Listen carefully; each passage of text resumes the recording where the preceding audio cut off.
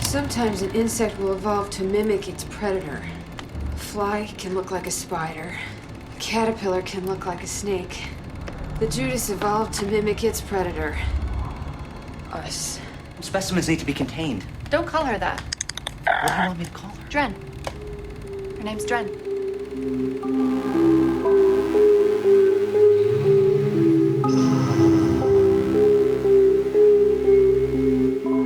Hello and welcome to Journey Through Sci-Fi, where we journey through the many subgenres of science fiction on screen. I'm James. And I'm Matt, and this series we're exploring the sci-fi subgenre of mad science. And in today's episode, we will be looking at Mimic from 1997 and Splice from 2009. And in today's episode, we'll be looking at Mimic from 1997. I'm mimicking you, Matt. I thought I'd done something wrong with the intro. That's terrifying, James. That's a great premise for a horror sci-fi film, the mimicry. Yeah, the mimicry. So we've got two mad science films to look at today, and both films look at the sort of the creation of the mad science being used to fix a crisis initially, or to fix a problem, and then it kind of spirals out of control because of the creation itself. So you've got mutations happening in these films. You've got two films which I think originally would be kind of like classed as creature features, right? They're both creatures featured. Yeah. Mimic more so, I think, but Splice definitely has one foot in the creature feature camp and the other in the Frankenstein story, I'd say. But we've got two kind of bioengineering films where that element of mad science runs amok and gets out of control. I've got to say, I'm very happy with this pairing because sometimes we pair films on the podcast and we're trying to string together the thematic elements of it a little bit. We find it a little bit harder on certain films, but I think with this one, there is a lot of DNA between the two of them. Yes, there is. Yeah, definitely. There's a whole mix of DNA in the second film, but just some very specific bug DNA in the first one. Yeah, and both feature chimeras, don't they? A term which we haven't really... Have we ever used chimera as a term on the podcast before? We must have done. We covered enough sci-fi. Have we ever covered Full Metal Alchemist? No, but that is a anime show full of chimeras. What exactly is a chimera? A chimera is just a term for a hybrid of two or more, I guess, but primarily two animals mixed together. I think it's a really old-fashioned term. Like hybrid is a more modern language term, and chimera is more classical language. Hence why it's used in Full Metal Alchemist. It's all about alchemy and a bit more oldie-timey. Well, it says here online, a chimera was a mythical creature. Right, yeah. From Greek mythology with a lion's head, a goat's body, and a snake's tail. So hence this kind of mixing of DNA that has become such a sci-fi thing now, and the creations that brings into life. Right then, shall we see what some of these creations are and get started on our first film, Mimic, from 1997? Sounds good to me. You take something, you make it like a man. A man who's not a man. Manny! Is a thing. Manny! Steal my Hey, you tell her, Manny. You tell her, because she don't give a goddamn. Hey. Your kid's gone. Shut up. My legs. Shut up, will you? And they're both Shut talking the about fuck insects. up! With loads. So this is Guillermo del Toro's second feature-length film, I think. Oh, is it his second one? So that was coming out the gate pretty quick. Yeah, following Kronos, which we talked about with Mike on Evolution of Horror, I think. Or was that on our show? I think we did. We talked about it in the Vampire series on right. Evolution of Horror. Yeah, you're right. But his first English language feature, I think. So moving into Hollywood and under the auspices of the devilish Weinsteins. Yes. Which was a bit of a nightmare for him. And I don't think he's been back. I don't think he ever went back to Miramax because it was shit for him, which is understandable. I think even at the time, everyone knew it was pretty horrible to work for Miramax. But obviously, even more horrible stuff has come out since then. But he gets his big English language Hollywood debut, and I don't think he's ever looked back, has he? No, exactly. And now he's doing all of the big films. The new Frankenstein that he put out was just released on Netflix. That was a big deal. Shape of Water won all the awards. Like, he has become such a big part of Hollywood now. And also, like, just in terms of talking about films in general, he's very much a director about the craft. So he's been very vocal about his thoughts on AI and how AI might affect filmmaking process and all of that kind of stuff. And he's doing like a more of a back to basics approach. And this being his first English speaking big film, it's interesting going back to this in 1997 and seeing what his early work was like. And you mentioned there about the sort of opposition he had when he was making this film, in particular, like the Weinsteins, and the difference in creative vision. I think he wasn't entirely happy with the theatrical release of this, hence why later down the line, he releases a director's cut. Now, I didn't watch the director's cut of this one, but I think that gives you more sort of science fiction-y backing and exposition about what's going on, and you get a bit more information in that one. Oh, that's interesting. I think I did watch the director's cut just because of the length of the version. So the version I watched was about 112 minutes. And I checked on Wikipedia, and that's longer than the theatrical cut. So I'm pretty sure I watched the director's cut. But it had been such a long time since I've seen it, I don't know how different it really was. But maybe we'll get into that a bit as we talk about it. Yeah. So to start things off then, what is the premise of Mimic? So post-pandemic, although they call it an epidemic because it is only affecting New York, of a disease called Strickler's disease that is only affecting children in New York. Dr. Susan Tyler has released a chimera breed of termites and mantis that are killing off all of the cockroaches that are spreading this disease. Very successful, disease completely gone, everyone lives happily ever after, until a few years later, that Judas breed chimera bug has rapidly evolved over 3 or 4 years and is now developing a nest underneath New York and stalking humans above ground, killing them off and threatening to spread beyond New York and bring about the end of the world. So our heroes descend into the subway to uncover what's going on and tackle these creepy mimicking bugs. And this is quite an interesting version of the mad science story, isn't it? Because it starts with a great success. So they've cured this disease by killing off the carriers, these cockroaches living in the New York subways. And in doing that, like you say, it's this big sort of like happy ending at the start, but things are not what they seem. And then when they find out that the Judas breed is still alive and well, and there's this kind of accelerated evolution that they've been going through, it does spiral things into a different direction. But I think it's that kind of, they're not doing it out of a sort of hubristic reason, are they? They're not making this new scientific discovery. They're not making these chimera beetles, these Judas breed of cockroaches, mantis, termite, chimera things. They're not doing that just because they feel like it. They're doing it because there's a reason to do it, and the fastest way to save all these children is to do it this way. So that's what they do. And I think that's not something we've really come across in terms of the mad science genre, have we, really, this kind of story? Yeah, a key element of mad science is that hubris that you mentioned. It's the God complex of the scientists, which they don't have here. Susan's a very humble character compared to the kind of archetype that we've seen. So this is backs against the wall science. It's reactive and it's an emergency, and maybe the ethical guardrails that never exist in a mad science movie. Maybe they're not there, but it's not because of madness on the part of the people involved in doing this. It's just what needs to happen to get a cure out and stop this awful disease. So it has impacts, and it has disastrous impacts, but it's not because of a kind of evil, villainous, mad scientist character. Actually, our scientist is a hero who did something in an emergency, and then she does it again when she realizes the consequences of what she unleashed, and she's using all her using all her wits and her brains to solve one problem after another and save the world again, but not in the way that we've seen in other films at all. Do you remember watching this film for the first time? I think so, yeah. I mean, this is a good teen movie, because this film, it's great. It's aged really well. It's such a good film for teenagers to watch when it comes out, but it's also a very mature, enjoyable film, and it hasn't dated really at all.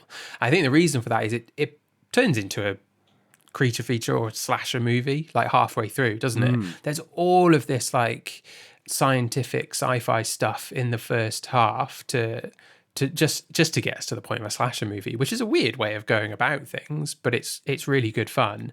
And once you've done all that work and that setup with the premise, you can just have the bugs running rampant throughout the second half of the film, slicing up Josh Brolin, you can do all that stuff and it feels quite well earned. But watching this as a teenager, you're just let's get to the bug violence.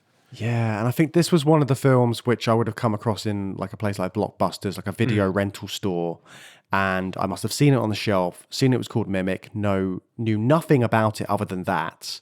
So you go into this film, and I think that's the joy if you go into this film before the internet.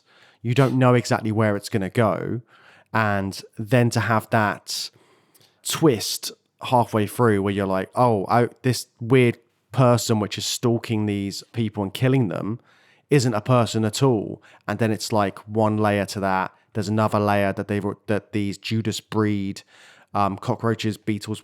Are they beetles? What would you call them? Just the Judas breed. The Judas breed. I mean, I don't think they are a beetle because they're bred from termites and mantis. Mantis, yeah. Which I don't think are beetles, but I don't know. I'm not an entomologist.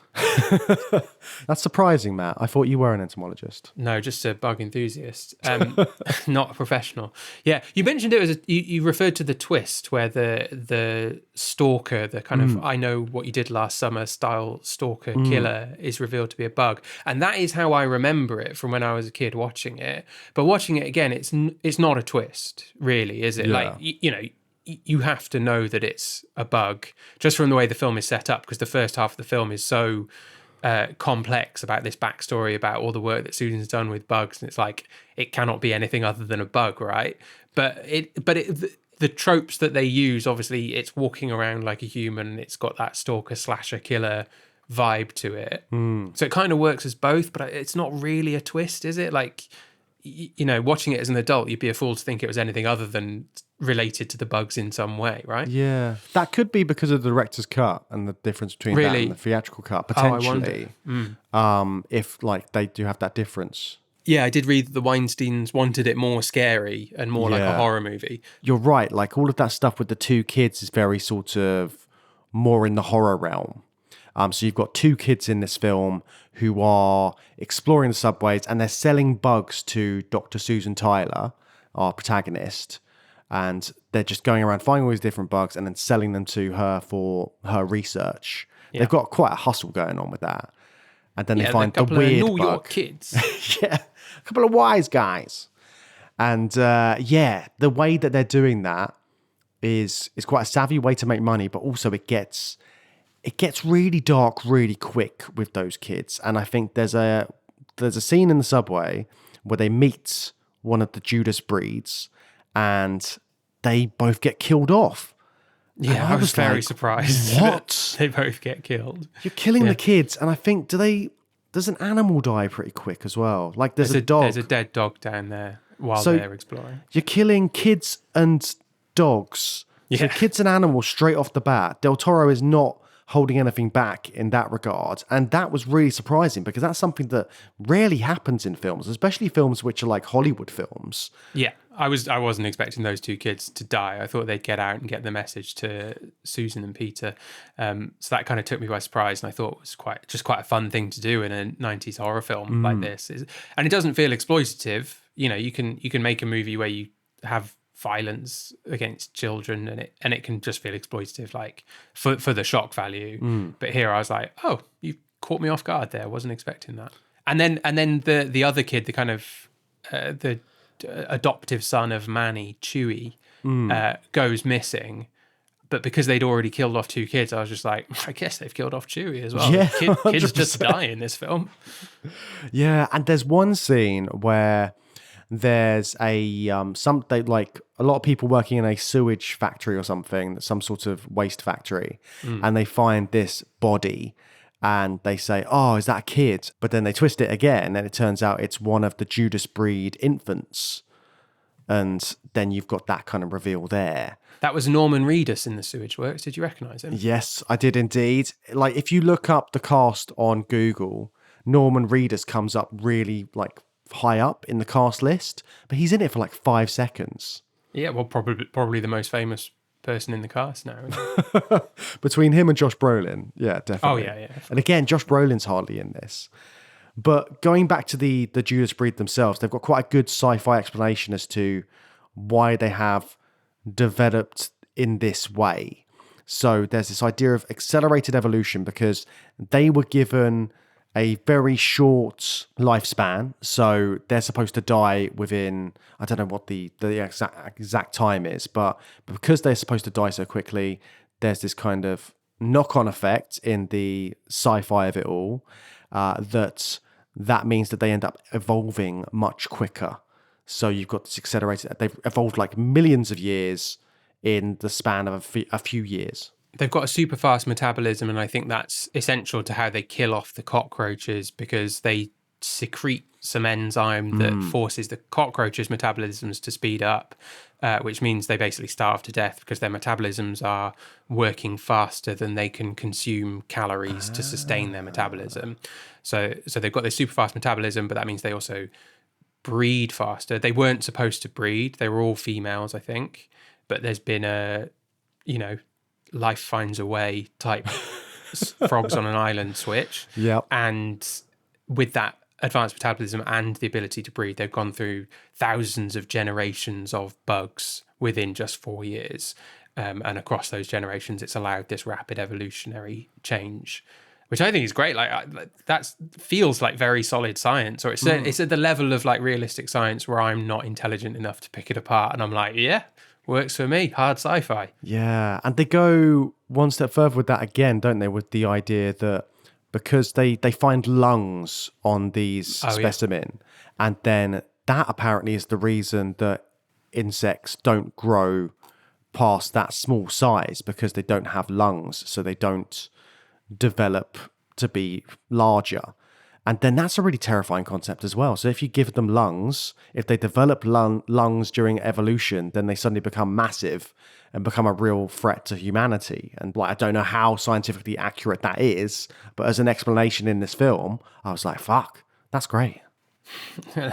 Yeah. Now you're scared of bugs with lungs. Bug lungs. Yeah, bugs with lungs. The lungs are pretty cool. I mean, that sequence in the train car underground where she's dissecting it. There's a few like good bug dissection scenes, but I thought that one was the best just because of how grimy it is. It's grimy because it's an old abandoned subway, and then you add in the dissecting of a bug, a sort of improvised, non-laboratory conditions dissection, getting everywhere. She's scooping out the lungs to have a look at them, and then take it even a step further, they then start smearing all of that goop over themselves. That was just a brilliant sequence to put towards the end of the film, just to like visually degrade your characters and make them all look like they've been through the ringer. They're covered in bug guts and sweat and subway dirt. Yeah, thought that was brilliant. Yeah, all of those things that contribute to that anatomy of the Judas breed as well is really interesting, isn't it? Because they've developed those lungs, they've developed those those glands, which they use to their advantage. The scientists like Dr. Susan Tyler and the whole crew use that gland so they can smell like them. Also, just the way that they hunt is quite interesting because they can smell blood from miles away from the sounds of it. And smell, it's those kind of senses. They communicate through this clacking sound. So they communicate with each other via that. And then, of course, they've got the mimicry itself, which is this weird little human-like mask that it creates to kind of hide that it's a giant bug. I think all of that's really great in the creature design, and that's really been thought out. What did you make of all of that in terms of how these Judas breed bugs looked? Yeah, I think it looks amazing. I love it. I think it's aged really well. It's got some late 90s CGI that I think has aged incredibly well. The creature design is great. It's at its best when it's the warrior cast mimicking a human, with the trench coat on and in the shadows and stuff. It's a bit like, when did Jeepers Creepers come out? Because it was around the same time, wasn't it? And they do the same thing in that. And it's probably at its best when it's not being a bug. And now I kind of want to see the theatrical edit to see, how long they sustain that feeling of it just being a man, a serial killer, basically stalking people in the subway. But even after the reveal, I do think the CGI holds up really well, and the chaos in the subway when they're running away from all the bugs is really well done. And the subway setting itself is really good because there's all these comparisons between that and the termite colony that Dr. Tyler's got in her laboratory. All of that's quite interesting. Just the kind of the claustrophobic nature of the subways, all these different old tunnels that they're discovering, and just using that as a setting. Everything's just beneath the surface of New York, so it's like and it works thematically, doesn't it? Because the truth behind what's going on is just beneath the surface. It's all very well put together and crafted. But I did feel that sort of claustrophobia watching it, just when they're going around in the dark. And there's one moment when Jeremy Northam's character, Peter Mann, he is crawling through like a vent, and then one of the creatures is going past him, and he has to be really quiet and try not to let the creature know he's there. And just that, with it being such a small area as well, was really good for the sort of tension in that moment. Yeah. And he's been told not to sweat as well, which is a great little narrative tool. Yeah. Because that's going to wash off the pheromones. It's a zombie movie trope as well, isn't it? They do it in The Walking Dead, and I think in other ones as well, where you smear yourself with zombie guts and the zombies won't know you're not a zombie. So they're kind of doing that thing as well. And it's great for tension and horror. But again, going back to the sort of the New York subway setting and New York in general.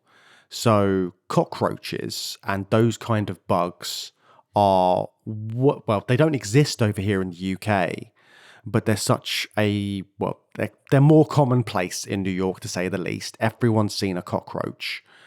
How do you feel about those kind of bugs in general? Just like, because it seems so alien to us, I think, because roaches in particular, because we don't have them. Yeah, like those big spiders you get in Australia as well. Like, I'm sort of fine with spiders, but I wouldn't want to meet one of those Aussie guys.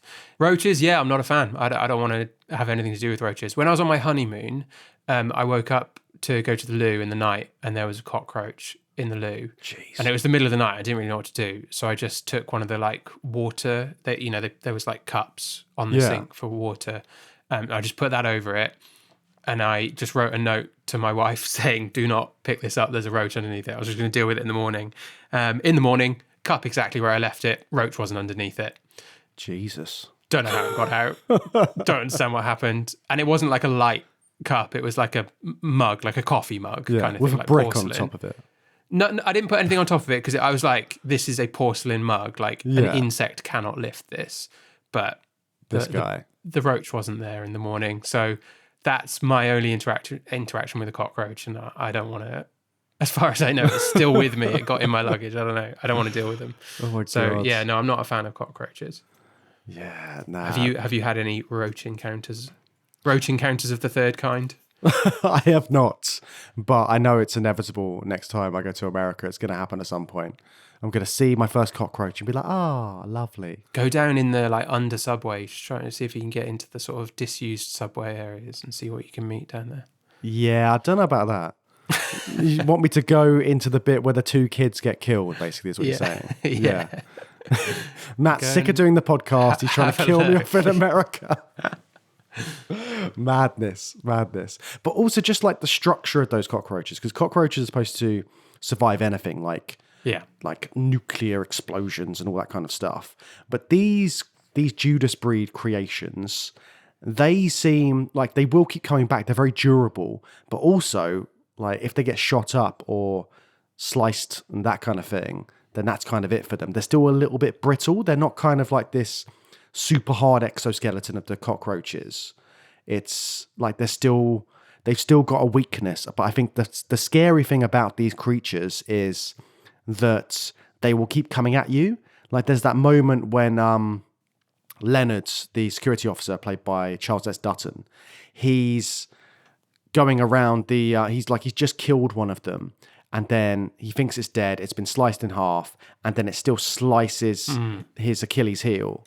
And yeah, so it's like they will keep coming for you, and I think that's the scary thing. Even though and there's so many of them as well. That's the extra sort of layer to it. There are like thousands of these creatures, as we find out, just living in the sewers. Yeah, they're prolific breeders, and that's the main threat of the film as well, isn't it? It's not just that they're underneath New York, but if they're in the subways, they can get into the mainline trains, and then from there they can spread all throughout America, basically. So they're going to, take over, and we're going to have a much more serious problem than the Strickland's disease at the start of the movie. Yeah, and the Strickland disease is interesting again, isn't it? Because it's targeting children. Again, I might be reaching here with my kind of thematic links, but it's targeting children, and and then they're like some of the main characters. Well, some of the main side characters like Chewie are like he's a child. Yeah, and it's kind of almost got this kind of folktale aspect to it. So it's that kind of be careful what you do.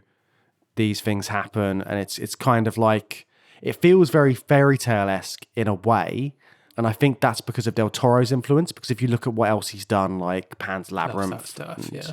So it feels like he's got that in here, even though it's like his first sort of big Hollywood English-speaking film. It feels like he's still got that kind of feel to it because it's kind of got that fable aspect to it.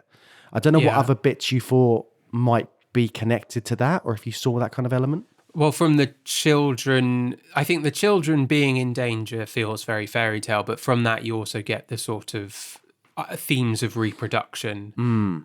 So the main couple are having trouble conceiving, and then they do get pregnant during the events of the movie, which is, sort of narratively unnecessary, but obviously there's an interest in reproduction and breeding.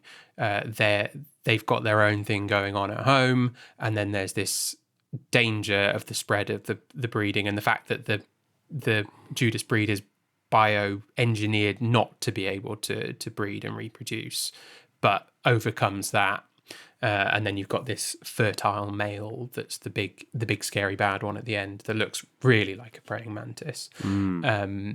So I think the sort of fairy tale interest in danger to children also then feeds into other narrative points about breeding and reproduction that also run through the film in a less fairy tale way and a bit more of a sci-fi way. Yeah, because it is kind of like this. So this disease is killing off the next generation, and then with the Judas breed, their next generation is evolving and becoming something different. So yeah, all the links are in there between all of that kind of stuff. Do you feel like this is more like a creature feature, like a traditional creature feature, or what differences do you see in this in terms of the traditional kind of, because it feels like a B movie. It feels like it should be a schlocky B movie. Yeah. But it's more aware of itself than your average B movie. It feels like there's lots of homages to that kind of stuff. Well, I just think I think that the schlocky creature feature stuff is really well earned. I just think that there's a lot of build up.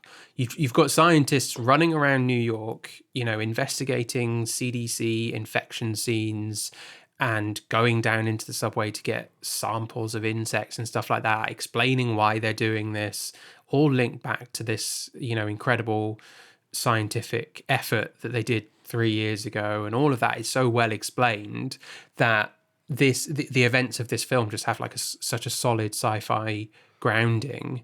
So then it's like a bit of a cathartic release to then just sort of descend into creature feature chaos, and it's really well made creature feature. So I don't think it ever feels like a B movie to me. It elevates itself above that by working quite hard to get the creature featureness of it, so that you kind of have your fun. Like the second half of the film's like pudding, and the main course is like, you know, you have to eat your main course, which is all of this interesting sci-fi stuff. But pudding is you're going to get to see some Judas breed bugs storming around the sewers, killing people. That's a really good analogy, actually. I like that. But I just think it's well earned, you know, and I think it's why what I said before, you know, that it's aged so well, because when you're younger, I think you're going to enjoy the second half more. But watching it again, I really enjoyed, you know, the backstory of Susan and Peter, them as a couple. I think they've got really good chemistry as well, and like the way they met under, you know, really high pressure circumstances, but they're still together, and you know they care about each other, and the way they met and what they were working on, it's all really interesting. And you don't have to do that in a creature feature. You can be a lot more lazy. You do not have to explain the bugs in this level of detail. They can just be bugs in the sewers if you want. But it's really interesting to do it this way, and I really enjoy it. How do you think it holds up after nearly 30 years, I think? Yeah, I think it still holds up. And I mean, even the CGI moments, I didn't mind them in this because everything's so dark and it feels like part of the film, and it's not kind of overdone too much, and it kind of just all flows with it. I think, the creatures themselves are scary, and the idea there's loads of them down there, we've already said. I think that one of the things which I was trying to sort of think about when I was looking at it objectively was the idea that these two scientists are trapped down in the subways, and they're like, right, well, the only thing for us to do is to blow up the entire New York subway, because that's the logical thing. And also, if we don't, then give it like a week and then they would have taken over the world, practically. Yeah. I think that was quite a jump in logic. I think, Kind of, but they're both opportunistic in that, Peter and Susan. So Peter, his priority is getting Susan and Chewie to safety. She's pregnant and he loves her, and Chewie's a little boy, so he just wants to get into safety. And he's found this dumbwaiter thing, which I don't really understand why there's a dumbwaiter down there, but a lift, whatever, that is going to get them to safety. And once he's got them, he has this opportunity, and he decides to go back and try and kill them. It's a bit convoluted because he's like, oh, there's all this gas I can release and then blow them up. But I think he's acting opportunistically. And similarly, you know, Susan doesn't intend to like have a one-on-one face-off with the male. It just shows up, and she thinks on her feet and runs into a train. Again, now I'm like saying what they do in the film at the end, it's like it's a bit hard to justify because she's running towards a speeding train and just hops out of the way. I don't know. I didn't mind it when I watched it, but it's kind of silly. I mean, that moment, I was like, is that possible? Could somebody do that if they're running? How slow is that train? How does she know? It's fast enough to kill a sort of super strong bug. Slow enough for her to jump out of the way with enough time that the bug doesn't also jump out of the way. Yeah. And also when the explosion goes off and then Dr. Mann jumps into that pool that happens to be there. That's great. Yeah. But the explosion itself is so devastating. It's just like blasting the streets. Imagine those people just on the surface, on the street, walking around, having their sort of like cups of coffee or something. I don't know. It's quite late. They're probably having something else. A slice of pizza. They're having a New York slice. Walking around, and then the man covers just explode, and there's someone with a pushchair. There's a pram. Yeah. There's like all these people just scurrying around. Cars are crashing. Tornadoes of fire springing up from nowhere. It's absolute chaos. Yeah. And I was just like, and this Peter is great, survived it by jumping in some what is presumably sewage water. Mad. It did make me think of a lesser story, but there was a so down with the street where I used to live. One day there was just this fire that came out of a manhole cover. Like, just like in the middle of London. Oh my God. And there were people sort of in a flat on the ground floor. And then this thing just started going, like there was lots of fire coming out, like one of these, like a smaller fire tornado. And I was like, fuck, what the hell is this? But I was looking out my window trying to get a good look at this. And then people were crowding around. There was like emergency services. And I was like, how the fuck has that happened? Just like in the middle of the street. Did you ever find out? No. I can only imagine it was something similar to what happens in this film. Like they were killing some... There was a CDC entomologist fighting an army of super evolved bugs. There's no other explanation in my mind for something like that happening in reality other than this. Yeah. Yeah. But on a very small scale, it was just like maybe 6 bugs. Yeah, 6 bugs. Incinerated. And they were right underneath your street. Yeah, exactly. But I felt so bad for the people just like in that ground floor flat. Because I think they could just about see the street level from their flat. And just imagine if you're just there watching your TV and then above you, there's like a little fire tornado, like fire just blow. Yeah. Anyway, that's exactly what I thought about when I was watching this. And I was like, oh yeah, these things do happen. Finishing the film Mimic and thinking, yeah, these things do happen. Yeah, it could happen, you know. This could happen. I mean, they've got the CDC in there. It's all very official. Yeah, like we had a pandemic, things like this. Yeah. Yeah, I mean, that's the thing. That was one of the things I thought about at the start of the film was that a disease like Strickler's disease would not be contained to New York. Like we know from recent experience that if it was as serious as presented in the film, it would not be a New York problem that you could solve by eradicating all the cockroaches. Like it would have rapidly spread. But obviously that wasn't maybe a consideration in 1997. But it still feels realistic anyway. I mean, like I said, to me, this feels like a fairly hard sci-fi film. I think that's something I really enjoyed watching it back, later. And I think that's why it's kind of survived for so long. I think it's really endured since the 90s. I know it had 2 sequels. I haven't seen either of them. They're a bit more like direct-to-video things, aren't they? Yeah. Do you know what the sequels are about? No, I don't. I have never seen them. So I was doing some research online. So Mimic 2, which came out in 2001, what happens in this one, it follows someone called Remy, who is an entomologist and a high school teacher. Remy loves insects, and Remy finds out that the Judas breed has survived, of course. And there's a highly evolved one, which is more like a human being, who becomes fixated on her. So this Judas breed tries to mate with Remy and falls in love with Remy basically. So it's this whole thing. So the Judas breed suddenly try and breed with us, which sounds very close to the next film we're going to be discussing, but we'll get into that. And then the third film, which came out in 2003, I've heard it described as rear window with bugs. So you've got there's a character called Marvin who's he's got a compromised immune system, so he doesn't leave his apartment, and he's just looking out, and then he sees some stuff going on, figures out that the Judas breed have evolved again, and they're doing some weird stuff in his neighborhood. And yeah, so it's like they take Mimic in some weird directions after this. Nice, okay. But I think they're probably terrible Yeah, I was just going to say, I wonder if they're any good. Yeah. Yeah, I think they're more bad movie bunker worthy, I think, those two, potentially. I don't know what the scores are, but yeah, I dread to think. Well, shall we move on to a better film that follows in a similar trend from 2009, Splice?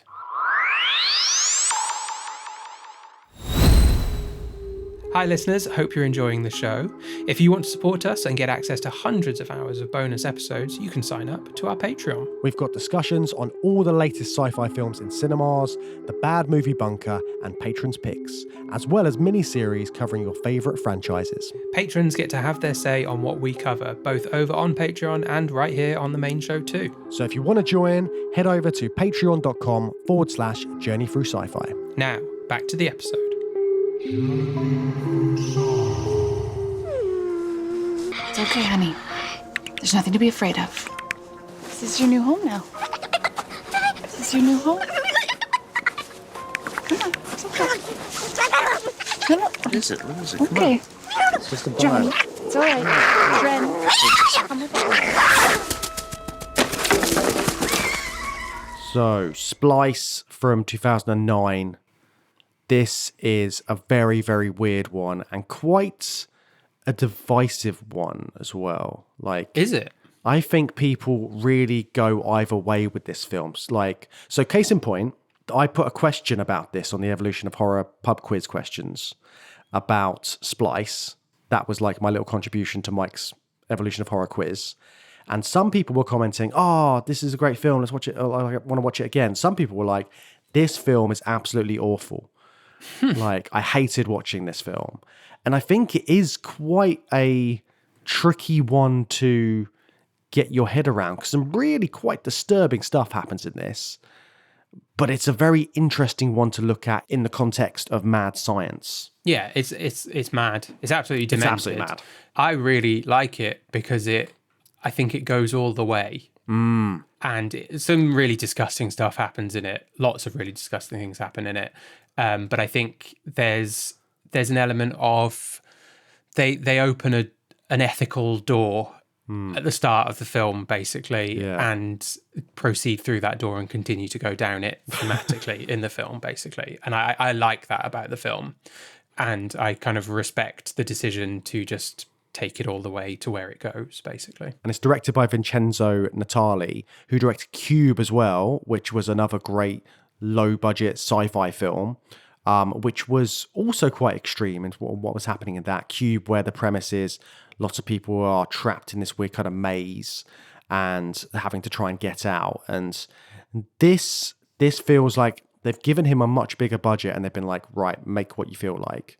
And this is just, it feels like that kind of sweet spot that you must have had around the sort of like the sort of late 2000s, 2009, 2010, sort of like there was a time when you still had that big budget available and you could do something a little bit different and try and see if you could get in with a different kind of audience because this one just feels like something that they wouldn't really get away with now. No, this is a straight to Netflix film these days. And I mean, I didn't see it at the cinema. It probably wouldn't have had a massive cinema release. But I don't think you're really getting films like this anymore. I think this would go straight to streaming, which is a shame. But it's the kind of last hurrah of that era before this film would be consigned to streaming. So how does it fit into our Mad Science series then in terms of the experiment that's going on? Because there's a very specific dynamic happening in this. Yeah, so, I mean, we talked about how Susan and to a lesser extent Peter in Mimic are very altruistic, backs against the wall mad science. We have the total opposite in Splice with Clive and Elsa, another pair of mad scientists who are also a romantic couple, but much more classical mad scientists driven by ego and a proper god complex and really reveling in that. And that's doubled up with them being sponsored by a corporate entity. So they definitely have a god complex. They are doing a really interesting experiment simply because they can. There is an altruistic sort of thing, end goal, but they are very god complexy about it, and they are sponsored by a corporate entity who just want to get a viable, sellable product out of them. And the ethical guardrails here just disappear because they just want to do it and see what they can do, basically, even if they dress it up with altruistic designs. But really, I think they want to see what's possible. And what is it they're actually doing? What is the experiment? Well, they go from creating these chimera creations, Fred and Ginger, which for the purpose of mixing various different animal, insects, mammal, amphibian, lots of different kinds of DNA together to create these new creations. And these creatures, Fred and Ginger, are supposedly created so that they can have a certain protein extracted from them, which the company can then sell. It's going to cure diseases in livestock is the sort of main thrust of what they're doing with Fred and Ginger, isn't it? But they also think if they continue their experiment further, they can create a human version, a human hybrid version that would do the same thing, but for helping human health. So that's when the guardrails come down, because Clive and Elsa are looking at the fact that the company is saying, okay, so now just concentrate on making Fred and Ginger, concentrate on getting that protein, that enzyme, whatever we need to make this product. Focus on that. And they're like, no, we can do the next stage. So they just go, hey, well, Elsa specifically, Elsa goes, okay, I'm gonna do it.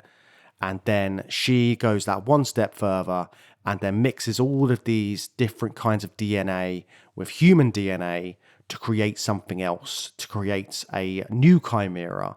And this new chimera that they create, having human DNA as well, and we find out later in the film that human DNA actually comes from Elsa herself. So all of that stuff makes it become more connected to these two scientists in a different way, because what they create is not just this new creature like Fred and Ginger. It's more human, and it's also becomes like their child. And then you've got this kind of impact in their relationship. They're already talking about kids. They're talking about the next stage in their relationship. Clive wants them. Elsa's not so sure. They've got very difficult backgrounds, and you find out about Elsa's like trauma from like when her mum was around. All of this kind of stuff comes up, and they're a bit dysfunctional. And then throw into the mix this crazy chimera child that they have, and that is a recipe for disaster, isn't it? Yeah, and disaster ensues. It does ensue very, very quickly. Yeah. But what is what is this chimera like then? How do we get introduced to this creation? Well, what did you think of the kind of birth scene? We've seen a lot of creation and birth scenes in Mad Science, and we have a very like artificial insemination kind of creation. I thought it was a bit Frankenstein-y, but a sort of 21st century Frankenstein. What did you think of that laboratory uterus that they have and Dren coming into the world? Well, it reminded me of the Kenneth Branagh Frankenstein. Yeah. It's that kind of like almost uterus looking thing that they create like artificially to birth this creature. I think it was I liked how it kind of developed, and again, like in Mimic, this quick evolution that's happening in the creature. So it's different from a Frankenstein, where like Frankenstein's creation is born, but is born as the creature, the creation straight away. This is a new version of that. Like you say, it's more in with today's science, and we see that kind of creation grow it really quickly. Yeah, but from the get-go, it's incredibly dangerous. Like Elsa reaching her hand in and immediately getting like grabbed and sucked into the sack that it's being kind of developed in, and under attack from the get-go. But she quickly changes her attitude towards Dren and quickly becomes the mother figure in Dren's life. What did you think of that shifting dynamic between Clive and Elsa and their relationship, well, their early relationship with Dren as Elsa becomes the mother? I liked how Elsa had that completely different view of it right from the offset, and I think that is partly to do with the fact that she's feeling some sort of maternal instinct for this creation without even knowing it, potentially. Whereas Clive, he doesn't feel attached to it in that way because he's just been along for the ride. They've just been making this experiment and doing all the tests like normal.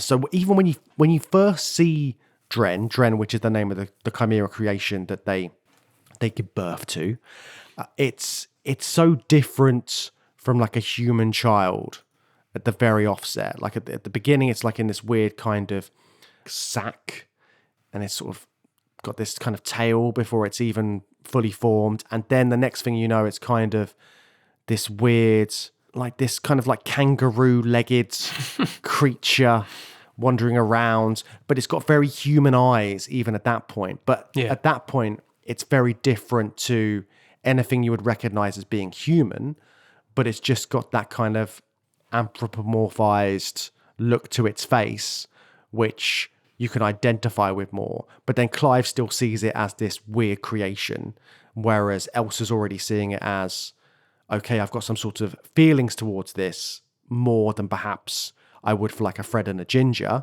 their original creations, because they haven't got that kind of human look to them. Yeah. Elsa immediately kind of warms to it and is cradling it and, treating it like a baby. Whereas Clive has that he's got a fear of Dren from the get-go. Because Elsa gets that. stabbed by it straight away, doesn't he? Like you said, and goes into a seizure. She's able to overcome it. But also part of the reason she's able to overcome it is that she is more interested in learning about Dren and seeing that Dren has that higher level of intelligence as well. But because Clive is so scared, he won't even engage with that. And you do wonder if he was more inquisitive, would he, because he does come around, doesn't he? Yeah.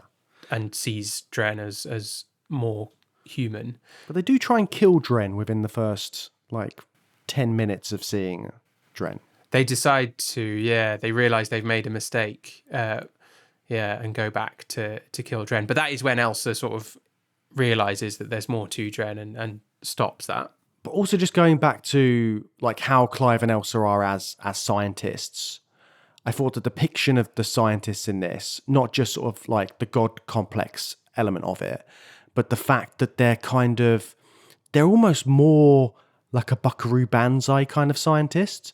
Because they're like celebrities, aren't they? Yeah, so they've got that celebrity nature to them, but then they're also kind of like rock stars in the fact that they're listening to heavy metal music in the lab. Everyone's quite cool looking. I mean, Adrian Brody's got his kind of floppy emo looking hair, and they're dressed in kind of all this kind of cool clothes stuff. So it's not the kind of traditional scientist stereotype that we've seen in other films. They're doing something different with this in just the terms of hey, these guys are quite cool. They're a bit edgy. Being interviewed by Wired magazine and saying things like, if God didn't want us to explore his domain, why did he give us the map? Very provocative, cocky things for a scientist to say to a magazine. Yeah, and they are cocky throughout it. I mean, it starts off, like I said, Elsa is the cocky one, and then Clive's just okay, sure, whatever. I just want to settle down and have a family, is what he's saying at the beginning. And then he completely changes his tune as the film goes on, and he becomes the one who's more kind of on the edge of the what's right and what's wrong and all that kind of stuff. But that's when it gets a bit morally murky later on. But before we get to that point, there's all of that stuff about how Dren becomes more human, becomes a child.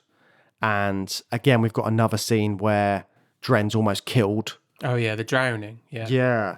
And then Clive's okay, this is my opportunity to drown this creature. Do you think so? I don't know. I did think Clive was onto something.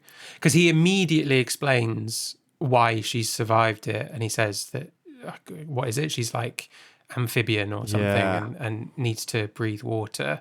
He very quickly and calmly says she's got amphibian lungs or whatever. Oh, I didn't see it as that calm. I saw it as realizing in the moment. Yeah, it's fine. And then there is that sort of exchange between him and Elsa where it's did you know? Did you know? Or were you just trying to drown this creature, this Dren? Yeah, I mean, it's played very well. It's played very well so that you're not supposed to know for sure, right? And there's lots of foreshadowing happening in the film as well. If we go back to the other creations, Fred and Ginger. Yeah, Fred and Ginger at the shareholders meeting. Yeah. Absolutely incredible scene. Just buckets and buckets of fake blood. So much blood. Yeah. I'd forgotten that. I've seen this film before, but I'd completely forgotten that in the middle, that incredibly, what's the Peter Jackson film, Brain Dead? It was like that. Just absolute chaos. There's not even enough blood in those two creatures to produce the chaos in that scene, but it's great fun. Just absolutely going at each other with their spikes and... at the moment that matters most for the company as well. Yeah. It was such a, grimly black comedy sort of moment, wasn't it? The explanation of that and the sort of juxtaposition between that and that first scene when you see Fred and Ginger and they are connecting and it's a loving scene and they're it's so cute. And then seeing that in that presentation and what happens is so good. It's such a great moment because it's unexpected. And the idea that they've changed sex is very, it's obviously foreshadowing for what happens to Dren later in the film and that possibility.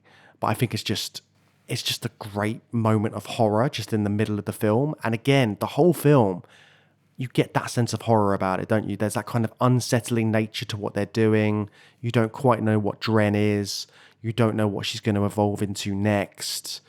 whether to like this creature, this creation or not, how you feel about what she is, like what it is. All of that's in there. And that fundamental undermining of Clive and Elsa's scientific capabilities as well. Like, they're very smart, they're amazing in what they've achieved, but this is them at their slickest. They're all dressed up in their glad rags and presenting themselves to, you know, the most important people to them from a business point of view, which is the shareholders of the company they represent. And it's their big reveal when they should be absolutely wowing everybody with what they're capable of. And they're completely caught off guard, and it descends into bloody chaos.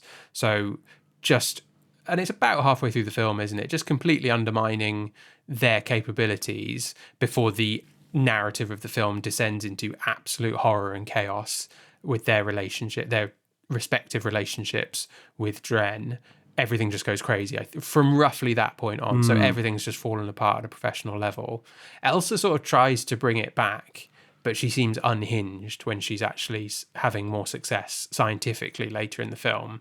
And I think that their capabilities as scientists are just gone through the floor with this shareholder presentation. And also, like, how that, like you're saying, where that goes from here, and the fact that they carry on with the experiment, they carry on with Dren and seeing what will happen with Dren next, with the idea being like, oh, it's fine, like, her life cycle is going to be really quick, so we're going to be able to experience all of it, so it's not a problem. But they don't know what they're dealing with at all. No. And at some point in that journey, there's a great line from Clive where he says to Elsa, "When did you stop being a scientist?" Which is a really interesting question for the film, because I think a big question in this film is, when do Clive and Elsa stop being scientists? They both stop being scientists and descend into madness. And it's just a question of when it happens for each of them. I think with Clive, there's a before and after. Yeah. And with Elsa, there is as well. And they happen at slightly different times. But they both do something they can't walk back from. But I think they stopped being scientists before both of those moments, because those moments wouldn't happen if they were behaving like professional scientists. Yeah, because all of their emotions get involved, don't they? And that kind of confuses what's happening with the experiment and with Dren. And Elsa's becoming like her mother as well. She kind of feels like she's becoming that role. They move back into her mother's old house. She's reliving all these traumatic memories from the feeling of it. You don't really get too much flashbacks or anything. She's had an abusive childhood. Yeah. We see the kind of room she grew up in. It's horrible, but we don't know much more than that. But we can infer that she had an abusive mother, and then she becomes a mother to Dren and abuses her horrifically. And there's that growing cognition in Dren as well that we're seeing. So she goes from recognizing words on the t-shirt like nerd, and then that being her name later on, Dren, nerd backwards. But then there's that moment where she just spells out tedious, and like, how has she got hold of these words, and where is she getting that from? Is that from, like, she's not reading anything as far as we can see. She's just picking up the word tedious from somewhere and knows how to spell it. It's all this kind of this difference in who she is, but then also she's getting bored. She's realizing what her like captivity's like. She wants to go outside. There's that moment when we see the next evolution of her as well, when she grows the wings. All of these things are kind of building up to this point where Dren is no longer something that we can contain or know much about, becomes much more kind of like, even more kind of unknowing, but also that uncanny valley element, because she is part human, but then how much is she human? And it's the humanity of Dren, which is why they lose control of the experiment. They're still trying to treat it like it's part of a scientific experiment, but she's a mostly human chimera who does not consent to being in an experiment, and wants to leave. And that's when she starts to act out, violent against the cat, and then Elsa just snaps basically and tries to reassert control and recontain her as a scientific experiment, but that's just abject cruelty at that point. She chains her down to a table and slices off her tail and strips all her clothes off her, ostensibly to, what does she say? Like, remove the confusion of what species she is so that she'll stop acting violently. But it's obviously, it's just degradation. It's just, cruelty for the sake of trying to take control of Dren. And this is after Elsa's put makeup on Dren, dressed her up like a little girl, and then dressed her up like more like a woman. All of this stuff, they put Dren in a position where Dren thinks that she is like her parents, in inverted commas. So she's acting that way, but then she's also got all of this other stuff in her DNA, which means that she will do stuff like chase a rabbit and eat a rabbit when she first gets onto the property. All of this stuff. So she's fighting against all these different elements.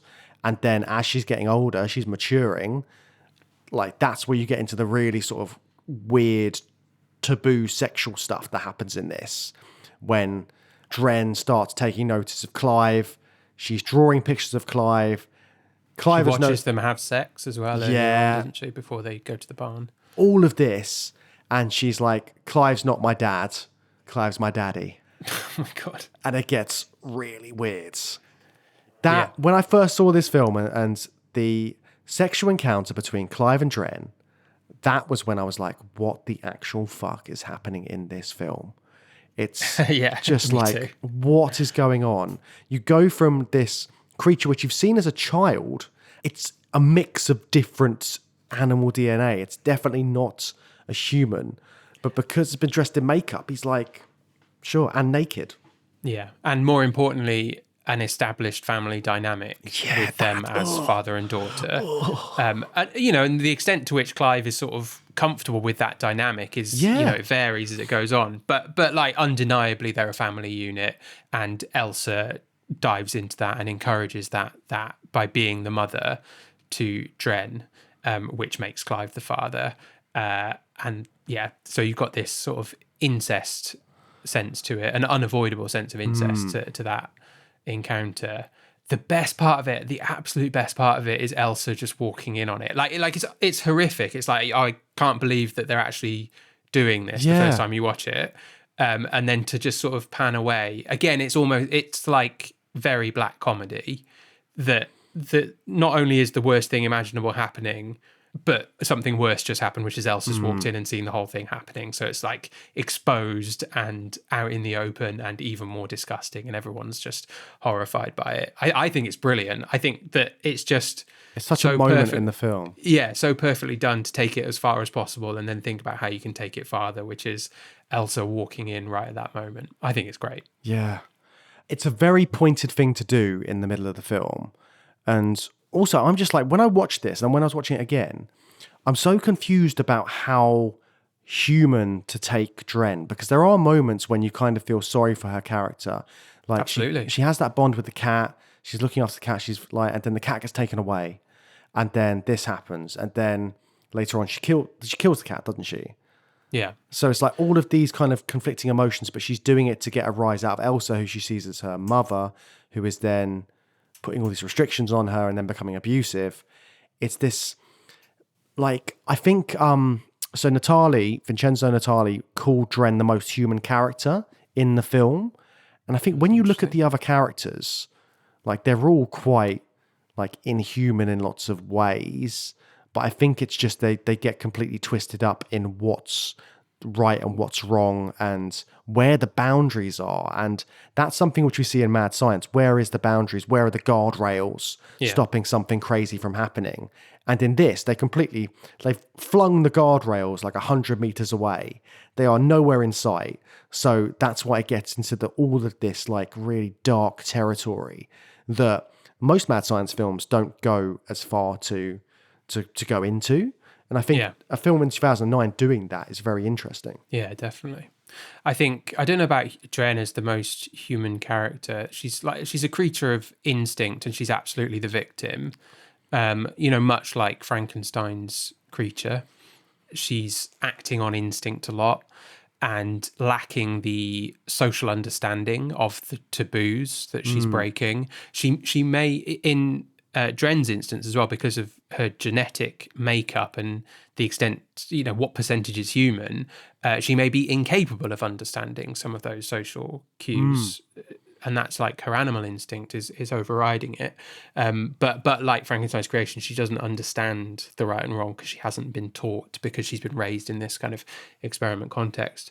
But as to being like the most human character, I actually think some of these mad scientists who do these stupid and evil things, I think sometimes that is interesting, because I think it is incredibly human to do something irresponsible and stupid just because you can. You know, fighting the urge to do something stupid just because you can, like that's quite a human urge. I think that's very human. And when you see these mad scientists who have the resources to do all these crazy experiments, it's like, I don't know, I can relate to that. Like if I could, if I had all this equipment, what would I do with it? Would I create something that I shouldn't because I could, you know? Even like you cooking something in the kitchen, you're like, should I throw this ingredient in? I can. Why not? I don't know what's going to happen. You know, I think that instinct is actually very human. And I think that's what makes some of these mad scientist characters so interesting, because they are doing these incredibly stupid things. But I'm like, yeah, but I understand why they've chosen to do that. I know it's stupid, but I understand it. I think also for these guys is the kind of glory that comes with. Yeah. Because the glory if it turns out well. Yeah. And because they're saying like, oh, we can cure cancer if we figure out how to connect the human DNA to this other stuff. We'll find out the cure for all of these incurable diseases. It's that kind of want for their creation and science that they're doing. But yeah, then it does get worse, doesn't it, in terms of what's happening after this, because you don't think it's going to get any worse than what's happened there, but then the film continues down this route. So they get to a point where they're like, okay, well, Dren's getting sick. That's great, because this entire family dynamic is absolutely fucked up now. So they think, okay, Dren's coming to the end of her lifespan. And then what happens is that Dren transforms after they bury her, don't they? They bury her out in the back of their like ranch, whatever it is, the sort of country house that they've got in the middle of nowhere. And then Dren comes back as a male version of Dren, like a terrifying, much taller, more muscular, like more foreboding version. Have you seen the remake of Red Dragon with Edward Norton? Yeah, not for a long time. He looks like what Francis Dolarhyde wants to look like. You know, the painting of the Red Dragon. That's what Dren looks like. Yeah. I think the design is a bit modelled on that painting. But when the male Dren rises from the pond, I was thinking, oh, this is Francis Dolarhyde's dream to become like Dren. Yeah, and just how like immediate the impact of that is, because Dren then kills the other two scientists, like the scientist and the one of the representatives from the company, like kills them straight away. The other scientist, who is Adrian Brody's brother in this, all of that happens very, very quickly. And then before you know it, Elsa is now being raped by Dren.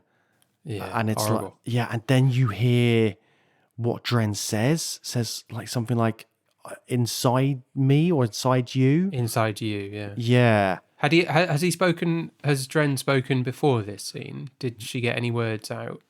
No, this is the first words that Dren says. And this is something that Elsa has said previously. Said like, I'm inside you because my DNA is in you. And that's kind of like what she's saying to Dren. And now Dren is doing the same thing to her. Again, so disturbing. Yeah, so we end in rape, two more deaths. So the two employees of the company die, and then we get two more. Dren and Clive both die. Dren's final gasp, final strength to just stab Clive. Well earned, I think. Yeah. And then finally Elsa just caves in Dren's head with a big rock. So just, I mean, it just goes all the way, doesn't it? It to another rape, several murders, a bloody end for everybody, deeply unhappy ending, which I think is perfect. I just think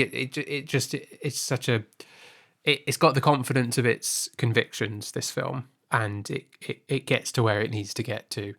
And I think that, you know, it's pretty uncomfortable to watch, but I don't think it really could have gone any other way. I think it's a film about like scientists that maybe never had any ethics, or perhaps just lose whatever ethics they have, and the horrific consequences of that. Well, I mean, especially with the very final scene as well, when Elsa is pregnant, and the implication is that she's pregnant from Dren, and she's keeping that baby because of the scientific discoveries they can have from the baby. Also, the selling that baby, I think, as well, Yeah. or at least accepting a payout for some degree of experimentation on the baby. Yeah, so she's doing it just for that. She's through the looking glass, ethically speaking, at the end of the film there. Yeah, it's very, very disturbing. But again, that's just like a little extra. Elsa's still not learned her lesson. She's going to carry on doing this stuff despite everything that's happened. And who knows where we're going to end up after this. Yeah. You could have a good Splice 2 that's like The Fly 2, you know, with the child. It's interesting they didn't do any sequels after this, because you would have thought it'd be ripe for like that kind of horror sequel, straight to video kind of like Mimic was. Not too late. True. It just wasn't a big enough success, I think, is the main thing, isn't it? Yeah. And I think it shows the sort of the change in the industry that, you know, a good but modest success like Mimic gets 2 direct-to-DVD movies, but this doesn't, because it's coming at the end of that kind of when these films were a bit more viable. But again, if this had come out a bit later and gone straight to streaming, I think then you would get 2 or 3 straight-to-streaming sequels to it. But it's just in that kind of transitional era of filmmaking. So I don't know, maybe we will see more. I'd be more interested to just see, you know, what else Vincenzo Natali's got up his sleeve, because I think Cube is like a classic, like an absolute classic sci-fi film. So it's interesting that he makes such a weird movie like this. I don't think I've seen any of his other films, but clearly I need to. Yeah, I'm sure we'll revisit some of Vincenzo's stuff later down the line in the series, or one of the subsequent series that we've got coming up on the podcast.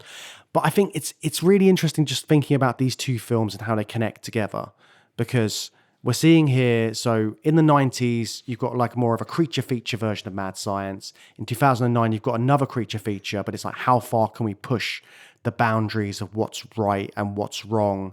And these scientists not being viewed in the sort of traditional stereotype way. You've got very different kind of like scientists in here, all very like different moral character as well. All of that's in there, but it's this idea of compromising and cutting corners to make these scientific experiments, to try and do whatever they want to do and get to that end goal. But in taking those shortcuts, does that mean you're going to take more shortcuts, and where does the line end? So I think it's very interesting looking at both these films from that kind of perspective. Yeah, a couple of great mad science examples here. Real creature feature heritage with the mad science twist on them. Really good fun. Really enjoyed both of these. Just some light viewing for our Mad Science series. Yeah, nothing too deep or dark. Well, that is all for this episode of our Mad Science series. Do subscribe to the show if you want to hear more from us. If you want, you can find us all over social media. We are at Through Sci-Fi or at Through Sci-Fi Pod. We also have a website, journeythroughsci-fi.com, so you can come and join in the conversation there. If you want to support the show, a free and easy way to do that is to leave us a review with a comment. It's quick, it's easy, and it helps new listeners find us. Yes, if you could leave us 5 stars, it really does do us a world of good on those pesky algorithms. So if you are enjoying the show, please do that.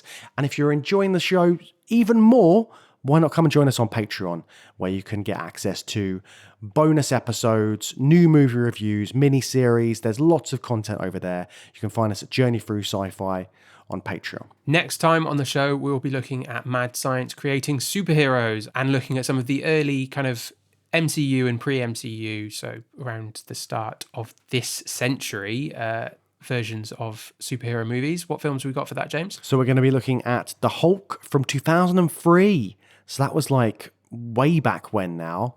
And we're also going to be looking at Iron Man from 2008, which was the first film in the now very much well-known Marvel universe, the Marvel Cinematic Universe. So looking at how those 2 films see their scientists experimenting on themselves, what the repercussions are, and then how they become great heroic figures afterwards. Bit lighter subject matter next time. Do join us for that, listeners. We'll see you then.